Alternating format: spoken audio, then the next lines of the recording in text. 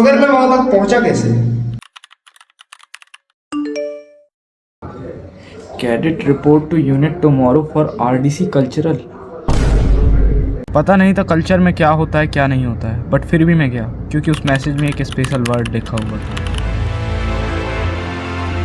And जब मैं वहाँ पर पहुँचा तो कोई डांस करके, तो कोई सिंगिंग के थ्रू, तो कोई इंस्ट्रूमेंट के थ्रू अपना अपना सिलेक्शन दे रहा था। एंड यस, कल्चरल में ये तीन ही चीज़ होती है जिसमें आपको सिलेक्शन पाने के लिए या तो डांस आना चाहिए, या सिंगिंग, या कोई इंस्ट्रूमेंट, या फिर कोई दो चीज़ है, या फिर तीनों ही चीज़। बाकी अपने सिलेक्शन के लिए मुझे जो रैप सॉन्ग आता था मैंने वो सुनाया।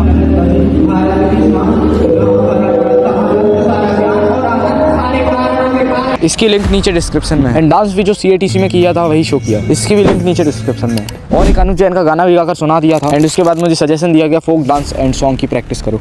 और इसके बाद मैं निकल लेता हूँ अपनी TSC की जर्नी के लिए, जो कि 3 महीनों तक चलती है। और इस जर्नी की लिंक आप लोगों को नीचे डिस्क्रिप्शन में मिल जाएगी। और यहाँ से मैं लौट कर आता हूँ सितंबर में।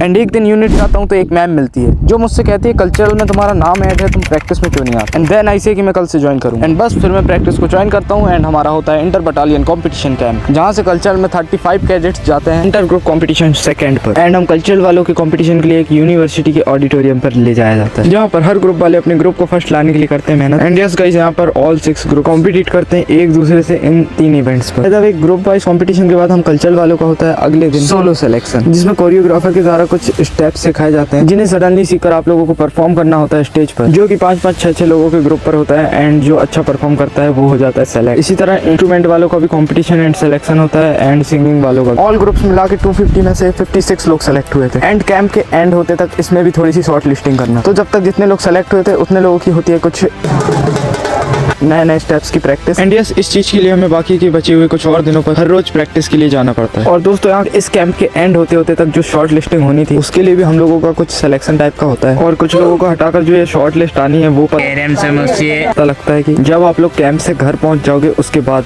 पता लगेगा।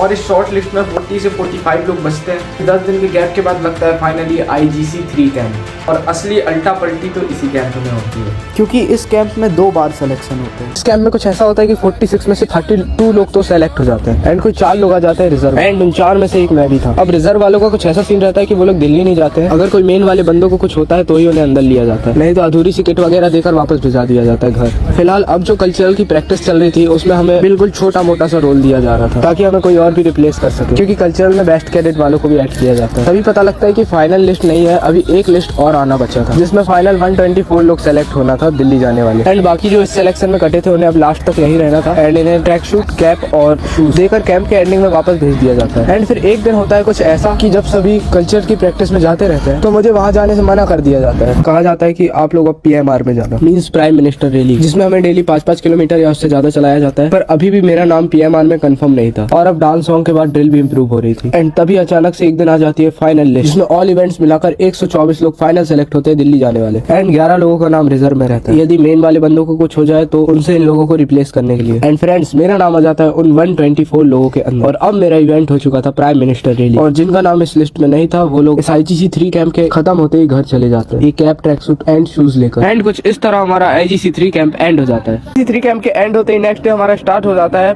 RDC pre launch camp. इसमें सभी सेलेक्टेड एंड रिजर्व कैडेट्स रहते हैं। इसे हम लोग अधूरी सी किट वगैरह लेकर जाते हैं अपना रूम वगैरह का सेटअप करने। एंड इसके बाद फिर हमें लगती है चिकन बॉक्स की वैक्सीन। एंड फ्रेंड्स, जो मैंने अब तक पिछले कैंपों में नहीं देखा था वो सभी नई नई चीजें इस कैंप में देखने को मिलती है। और प्री लॉन्च कैंप के स्टार्ट होते ही हमें डेली सुबह 4 बजे उठाना स्टार्ट कर देते हैं, क्योंकि बोलते हैं अब दिल्ली जाके भी 4 बजे सुबह उठना है। ऐसे मित्रों, 3-4 दिन PMR में ड्रिल की प्रैक्टिस करने के बाद मुझे कर दिया जाता है फिर से किसी और इवेंट में से। एंड PMR तो था ही, बट उसके साथ साथ फ्लैग एरिया भी कर दिया गया, जिसमें आर्टिस्ट वाला काम करना पड़ता है। मतलब कुछ इस तरह के बनते हैं फ्लैग एरिया। बट यहाँ जाते से ही हमसे मार्बल चिप्स धुलवाने लग जाते हैं। और यहाँ पर ही मुझे शिप मॉडलिंग वाले भी मिलते हैं, शिप को बनाते हुए, जो कि दिल्ली में होना था। एंड साथ ही वहाँ पर एरो मॉडलिंग भी होती है। वैसे यहाँ पर आर्टिस्ट गिरी करने का भी मौका मिलता है, पर उसके साथ साथ मार्बल चिप्स वगैरह को थोड़ा साफ करना, इधर उधर करना, ये सब चीजें भी करना पड़ता है। और ये जो किटिंग के सामान है ये थोड़े थोड़े कर हमको दिए जाते हैं। पहले कैंप में किटिंग के साथ साथ सभी लोगों की प्रैक्टिस भी चल रही है। एंड लिटरली गाइस, हम लोगों को बहुत ज्यादा बिजी रखा जाता है। इस प्री RDC लॉन्च कैंप में बड़े बड़े बाल छोटे हो जाते हैं। एंड हेयर कट कराने के बाद हमारा फेशियल भी होता है, जिसमें सभी लोग भूत बनकर घूमते हैं एंड इसके बाद थोड़ा सा अच्छा फील होने लगता है। एंड दोस्तों यहाँ पर एक बड़ा सा ट्रक भी आता है जिसपे सभी लोग अपने रक्सैक, बैग, बाल्टियां वगैरह रख देते हैं एंड ये सामान इससे ही दिल्ली पहुंच जाएगा। फाइनली आ जाता है वो दिन जिस दिन हम लोगों को दिल्ली के लिए निकलना था। एंड इस दिन से मैं स्टार्ट करता हूँ अपने आरडीसी जर्नी का पहला लॉन्ग व्लॉग बनाना, जिसे आप लोग मेरे यूट्यूब चैनल में देखना। By the way guys, evening के टाइम में सभी कैडेट्स की एडीजी सर के साथ होती है टी पार्टी, जिसके बाद हम सब बैठते हैं बस पर और एडीजी सर के ग्रीन फ्लैग शो करने के बाद हम सब निकल पड़ते हैं दिल्ली के लिए।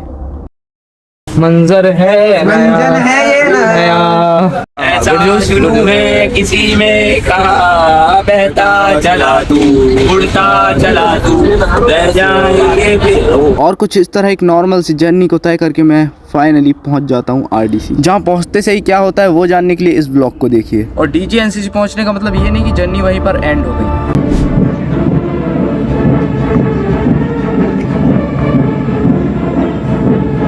बल्कि यहाँ से तो एक नई जर्नी की शुरुआत हुई थी। और इस जर्नी के बारे में डिटेल में जानने के लिए जाके मेरे आरडीसी के मिनी व्लॉग्स देखो, और शॉर्ट में तो मैं यहाँ पर बता ही रहा हूँ। और अब आरडीसी एक वो कैंप है जहाँ पर हर एक कैडेट अपने अपने डायरेक्टरेट मतलब कि अपने अपने स्टेट्स को रिप्रेजेंट करता है। यहाँ पहुँचकर अब कुछ बेकार हरकतें करते पाए जाने पर ना सिर्फ आपकी बेइज्जती होगी बल्कि पूरे डायरेक्टरेट की बेइज्जती होगी, क्योंकि दूसरे लोग तो देखकर बस यही बोलते हैं ये तो उस डायरेक्टरेट का बंदा है। एंड यहाँ आने का पर्पस ये नहीं कि नेशनल लेवल परेड करना है, बल्कि सभी का पर्पस ये रहता है कि हमारे डायरेक्टरेट की रैंकिंग हाई आए। एंड यहाँ पर कर्तव्य पथ और गार्ड ऑफ ऑनर वालों का फिर से सिलेक्शन होता है, क्योंकि इसका ऑल ओवर इंडिया का एक एक कंटीजेंट बनता है। जबकि बात की जाए पीएम रैली की तो इसका हर डायरेक्टरेट का अलग अलग कंटीजेंट रहता है। एंड गार्ड ऑफ ऑनर और कर्तव्य पथ से कटे वाले लोग को भी फिर वहाँ पर जाकर पीएमआर में डाल दिया जाता है। साथ ही यहाँ पर सेकेंड ईयर वाले कैडेट्स का वाईपी के लिए भी सिलेक्शन होता है, बट उसका रिजल्ट जब कंट्री जाना रहता है तभी डायरेक्ट लिस्ट आती है। शुरुआत के दिनों में पहले फ्लैग एरिया में वर्क करता हूँ और फ्लैग एरिया कंप्लीट होने के बाद वाईपी की सिलेक्शन प्रोसेस में इन्वॉल्व हो जाता हूँ। एंड फिर उसमें समय बिताने के बाद जैसे ही वो ख़त्म होता है तो फिर मैं चला जाता हूँ पीएमआर, और वही फिर लास्ट तक पीएम रैली में डेली रगड़ते रहो सुबह शाम। एंड पीएम रैली भी वहाँ जाके दो भागों में डिवाइड हो जाती है, एक होता है कंटीजेंट और एक होता है जोनल। जोनल में basically central zone, north zone, south zone, east zone, west zone and girls contingent आते हैं। एंड भी वाले भी रहते हैं, मतलब कि हॉर्स राइडिंग वाले, वो भी उनका भी एक जोन चलता है। एंड 22 कंट्रीज के कैडेट्स भी रहते हैं। और बात की जाए कंटीजेंट की तो पूरे 17 डायरेक्टरेट का पीएम रैली का अलग अलग कंटीजेंट।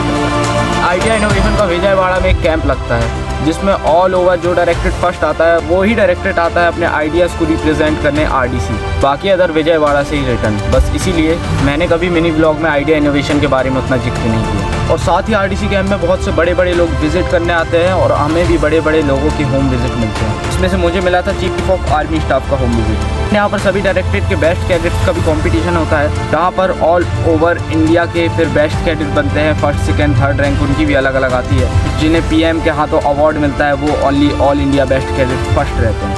जिसके बाद यहाँ पर फाइनली आता है 26 जनवरी पर केपी मतलब कि कर्तव्य पथ वाले राजपथ में चलते हैं। एंड फिर उसके बाद आता है 28 जनवरी जिसमें गार्ड ऑफ ऑनर वाले सभी चीफ वगैरह, पीएम वगैरह करियप्पा ग्राउंड में आते हैं तो गार्ड ऑफ ऑनर वाले उन्हें सलामी देते हैं। एंड 28 जनवरी को ही पीएम रैली होती है जिसमें से मैं था सेंट्रल जोन में।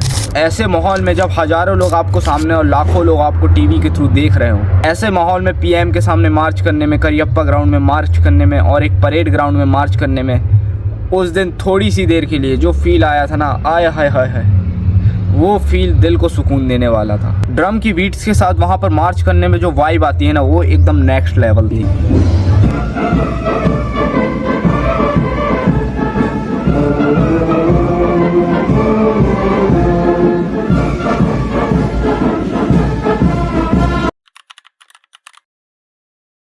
मिलता है हैम्पर्स वगैरह कलेक्ट करने का काम, जिसके बाद हम डीजी छोड़कर जा ही रहे थे तो लास्ट टाइम फ्री में हेयर कट भी करा लेते हैं। एंड देन बैग वगैरह डब्बे में भरकर हैम्पर्स वगैरह लेते हुए यहाँ एक महीने रहकर आरडीसी की हजारों मेमोरीज के साथ हम डीजी एनसीसी को छोड़कर चले जाते हैं।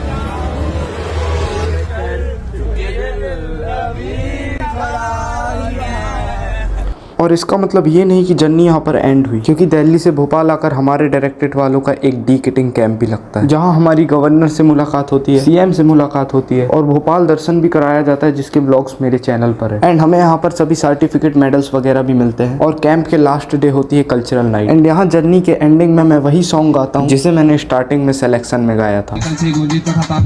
दोस्तों का आज साथ छूटने वाला था तो सभी एक दूसरे की टी शर्ट में ऐसा मेमोरी फॉर्म पर नेम वगैरह लिखते हैं, because we also don't know कि अब हम कब मिलेंगे। एंड जिस तरह यहाँ आते वक्त सुबह 3 बजे मैं घर से निकला था, उसी तरह यहाँ से जाते वक्त भी सुबह 3 बजे सभी दोस्तों यारों को बाय करते हुए हमारा आरडीसी कैंप पूरी तरह से एंड हो जाता है। एंड एट द एंड इस जर्नी का मोटिव ये नहीं था कि मैं वहाँ तक कैसे पहुँचा, बल्कि ये है कि आप लोग वहाँ तक कैसे पहुँच सकते हो। एंड ना सिर्फ RDC बल्कि लाइफ में हर कुछ आसान है, बस उसे पाने की शुरुआत कल से ना करके आज से ही करना शुरू कीजिए।